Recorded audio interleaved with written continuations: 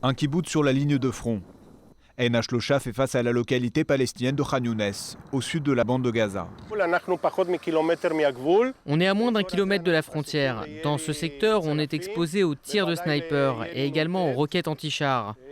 Mais c'est ici qu'on travaille. Pablo, originaire d'Uruguay, travaille depuis une trentaine d'années sur les terrains agricoles d'Ain Hashlocha. Et comme si la situation n'était pas déjà assez dangereuse, voilà ce que lui et les autres fermiers du kibboutz ont récemment découvert. Ici, c'était un terrain agricole. L'hiver dernier, on y faisait pousser du blé. Mais c'est là qu'on a trouvé l'une des entrées du tunnel. Il y en a aussi une autre tout près de la barrière de sécurité. Mais à vrai dire, ces tunnels du Hamas ne sont pas ceux qui désolent le plus cet agriculteur chevronné. Après l'opération terrestre à Gaza, Pablo ne peut que déplorer les dégâts causés par le passage des tanks et les combats dans le secteur. Ici, un tank est passé. Pendant près d'une semaine, on ne pouvait pas se rendre ici.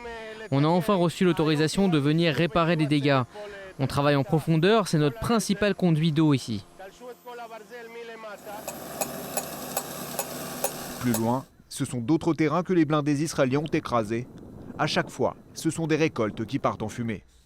Ici, c'était un champ de cacahuètes en pleine irrigation, mais les tanks ont roulé sur le champ.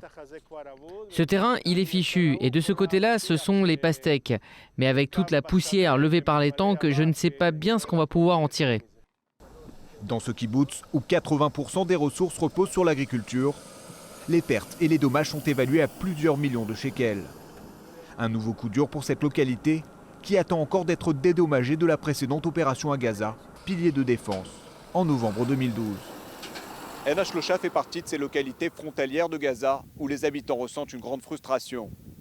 D'abord, face aux dommages portés par cette guerre à leur économie. De l'autre, face à l'absence totale de garantie de sécurité dans un futur proche. Pour l'instant, ils estiment que rien n'a vraiment changé pour eux.